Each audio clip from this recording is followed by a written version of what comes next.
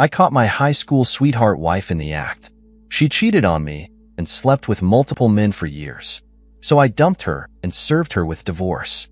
I decided to share my story of my ex-wife, Elle, as a kind of airing out of the whole thing to help myself order my thoughts on everything. I grew up on a 26-acre horse farm out in rural Ohio. Growing up, I was a loner and preferred reading books to talking to people. Only ever had a few girlfriends, if middle school even counts, and didn't really put the effort in to actually have a relationship with much of anyone besides a few close friends.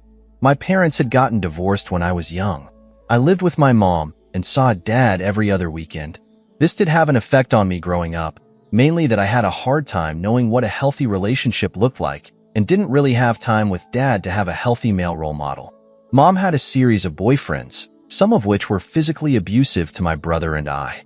I remember getting backhanded across a room at 10 by one of them or belted anytime anything at all was out of order. Another one used glue traps for the mice in the garage and made us watch when he cut them off the traps, which he'd do by cutting all their legs off before throwing the still living legless mouse in the trash can. Real jam, that one. I learned very quickly to just keep my mouth shut and act generally pleasant because anything else might get me punished, usually hit.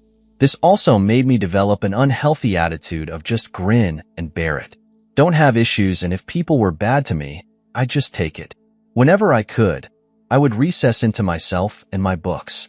I was a voracious reader, had over 1,000 books on 5 double-stacked bookshelves in my bedroom. I'd hide in there in the winter. Once all the chores were done, anytime the weather was good enough, I'd be outside, reading in the forest, out in the hayfield, and spent a lot of time over in the old cemetery across our field.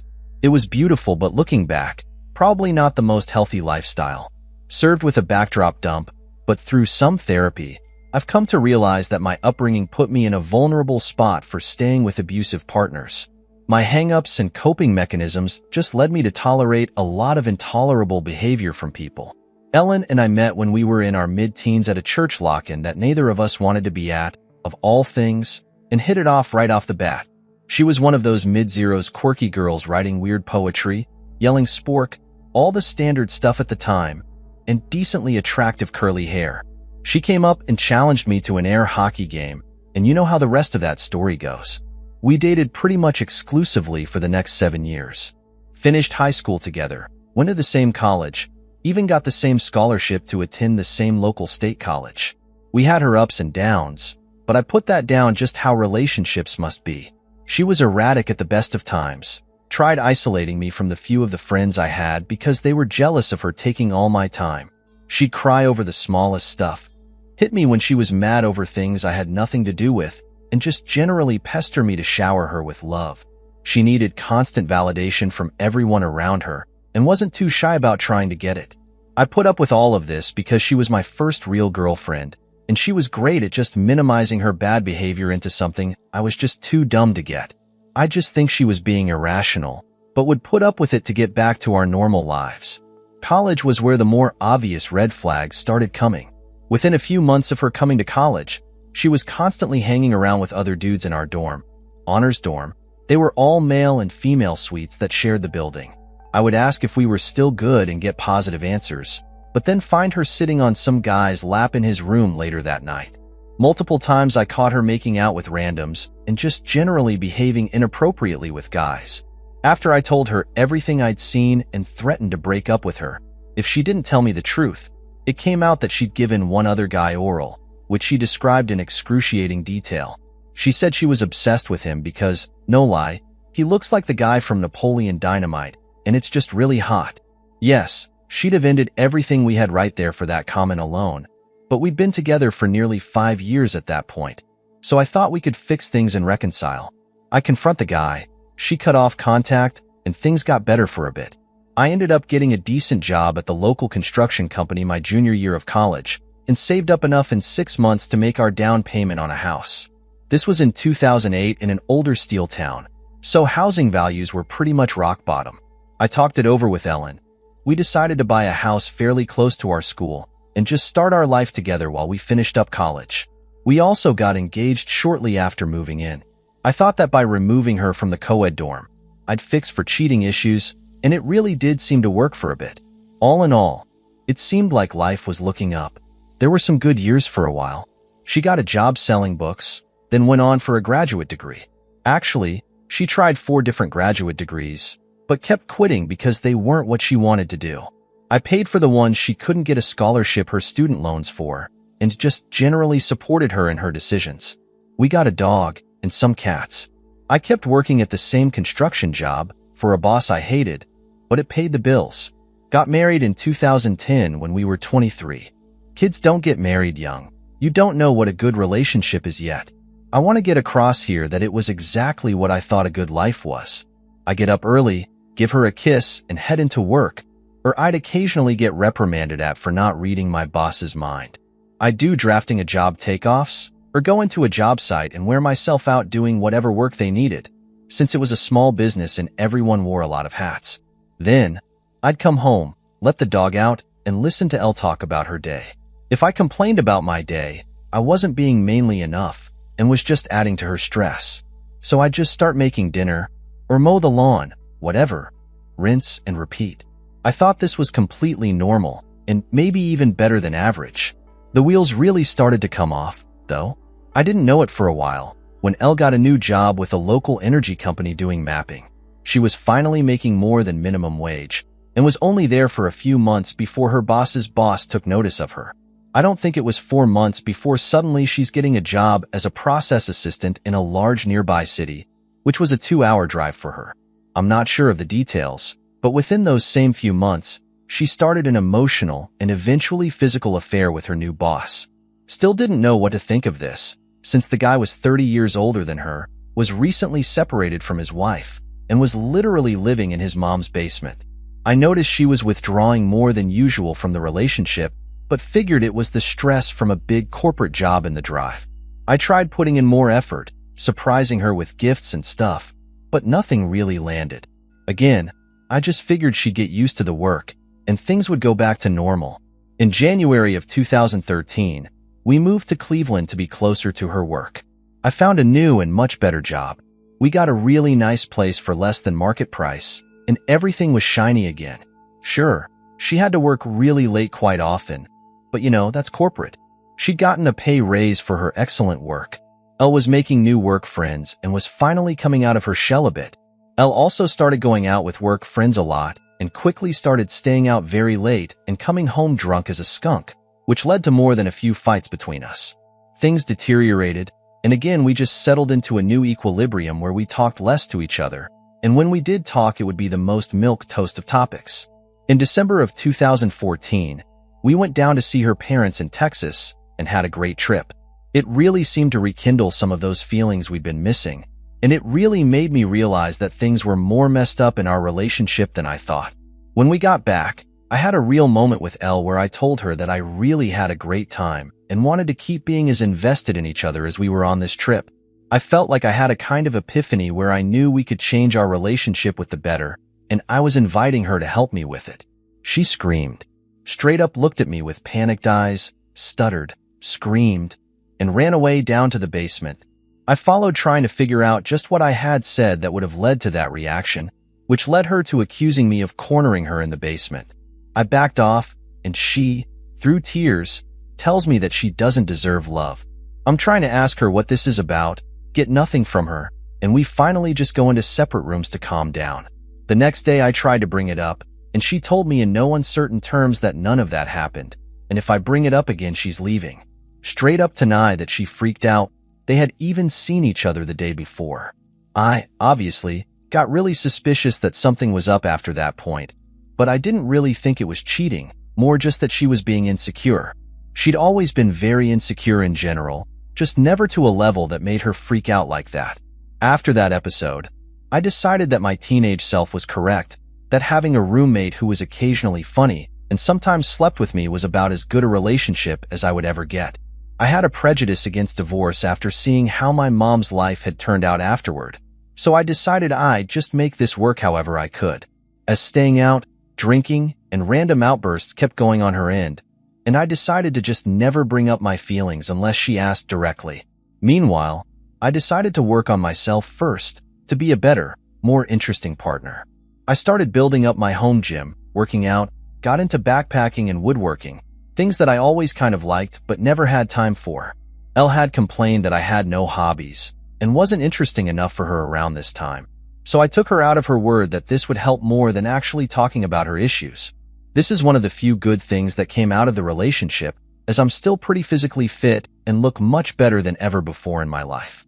Plus, my woodworking and turning have turned into a lot of useful life skills. D-Day was April of 2015. She came home from a night out with friends, insanely drunk. I'm still not sure how she made it home.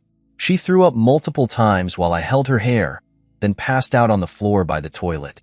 She was so drunk, she would breathe in these odd gasps, and I thought she was just going to stop breathing at one point. I thought about calling the ambulance, but just decided to wait it out a bit. She had her phone beside her on the floor, and it kept getting texts, which I ignored for a while. Finally, thought it was probably someone checking to see if she got home okay. So I decided to open it with her thumbprint and respond.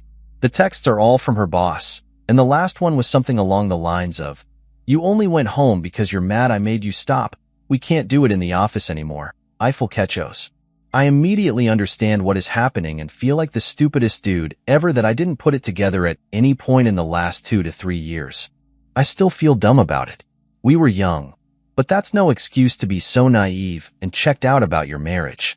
I had always just assumed we had grown distant, but I had never once thought of cheating on her. It just assumed she felt the same way. I started going through all her texts with him and see that this has been going on for a while. Though it's unclear when it went from being an emotional affair instead of a good working relationship, and then again on when the physical stuff started. I did find a message from earlier that same night between pics down her shirt from the bar where they were at, where they were talking about the next time they'd meet up, just a week or so away. I decided that if I tell her anything at this point, she's going to flip it around into me snooping and misreading, or misremembering what I read since I have a terrible memory, guessing now that was just her gaslighting me to cover up her own indiscretions.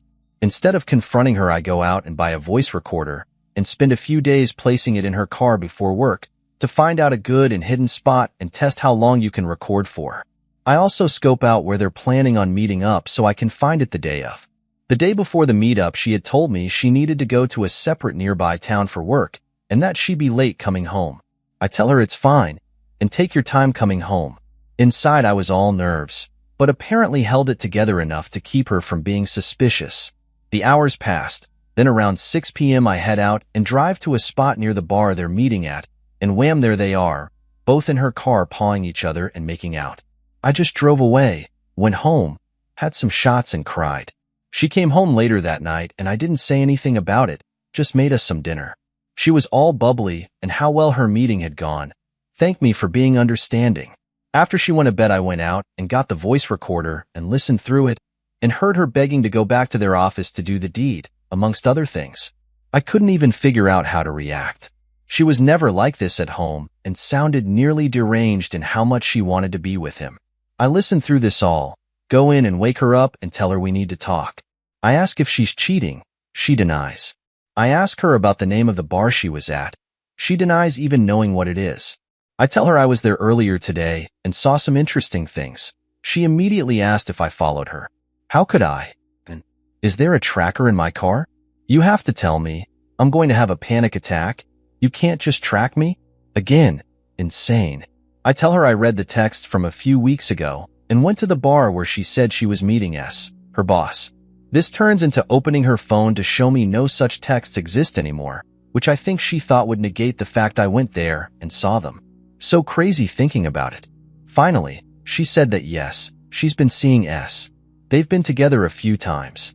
And finally, if I make her stop seeing him, she won't love me anymore. Somehow this works on me. I had no self-confidence, didn't like divorce as an institution, and figured being with someone to split the bills was better than being alone. And for a few months, that was it. She'd have meetups with him. I would try to talk her out of it. There were crazy moments. S had other girlfriends and Elle knew about them and got jealous of them. One time she came home, sobbing, and I hugged her while she told me that she thought S was breaking up with her for someone else. I just went still inside. I don't think I felt anything other than that kind of ironic humor in it, like an eye-rolling feeling. Still don't know why I stuck around after that. And of course, they kept seeing each other. Around this point, She also started having one-night stands with random other guys. I found out about a few of them over the years and suspect a few more. Finally, I drove myself into having a panic disorder and decided enough was enough. I gave her the voice recorder and demanded she break it off with S and record herself while she's telling him or I'm out. She cries, but finally relents. The next day, she does what I asked.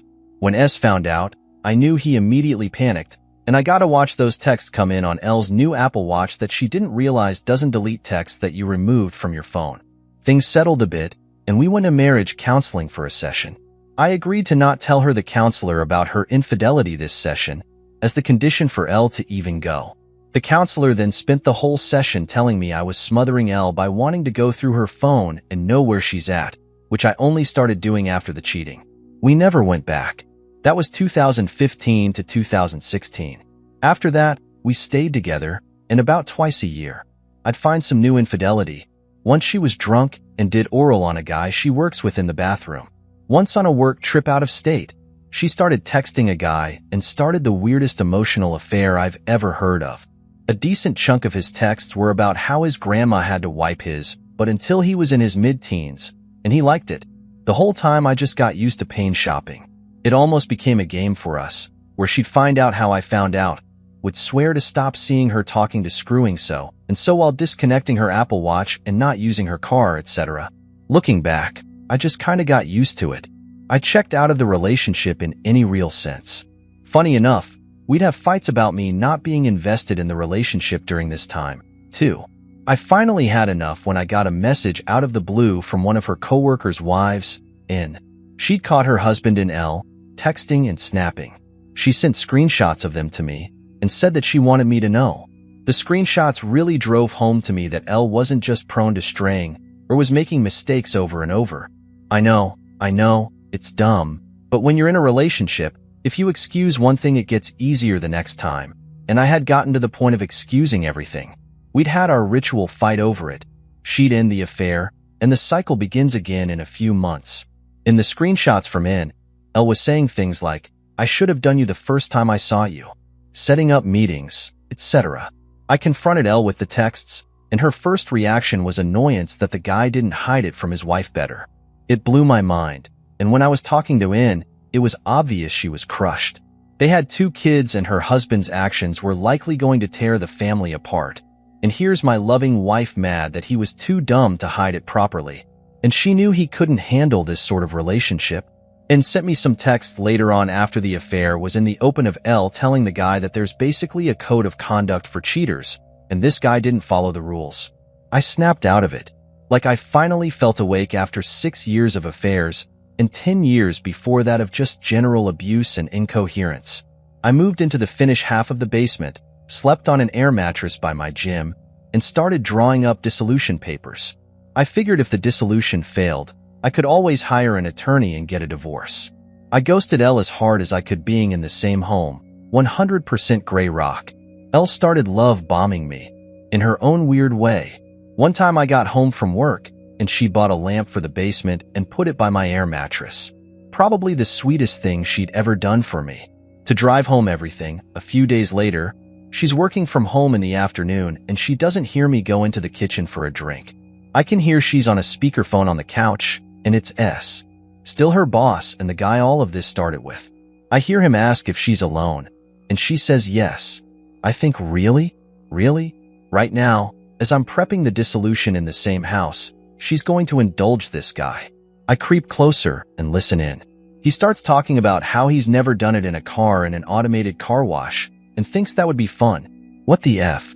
Just like, where does she find these guys? I just walk in, get behind her on the couch and yell, "Hi S, nice hearing from you." Elle jumps and nearly falls off the couch. S just immediately hangs up, and I laugh and go to put on my shoes. Elle yells and, "That was rude." I laugh again and get my coat. Elle asks where I'm going. I say out. I must have said it in a way where she finally got it that we are done. We have been done, and now I'm just wrapping it up. She runs up and blocks the door. I tell her to move, and she gets this weird little smile on her face. I still remember it. Like, all of this was still a game. That if she blocks the door, then I'll just have to stay being married. That her plan to keep me by physically blocking the door has no chance of failing, and I'm just stuck now. I grabbed her by the shoulders and picked her up and moved her, just feet off the floor right over to the side of the door, then gently back down on her feet. Told her she tries to keep me here, I will take her apart, because I don't have it in me anymore to deal with her, and all the anger I'd been pushing down my whole life was still all right there. I had never touched her violently, and still never have, but that was the closest I got. I drove off to one of my favorite local bars, hung out with friends I'd been making the last few years. I texted Elle that I knew she'd have another work trip coming up that next week, and that when she got back, she wouldn't be welcome back in the house. Lucky me, she never came back.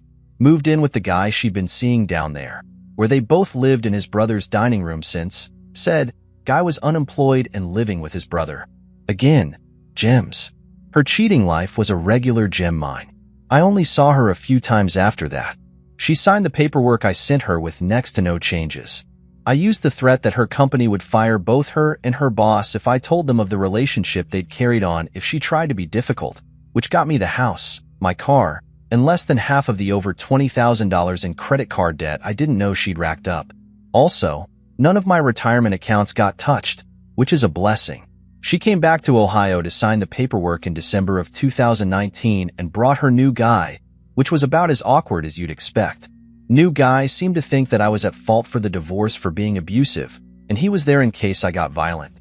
Again, I had never heard her, and that includes when she get violent with me. I'd just pin her arms and wait for her to stop trying to hit me. I never told him that she cheated on me because I'm pretty sure he was one of the other guys she did it with, so I'm thinking he already knows.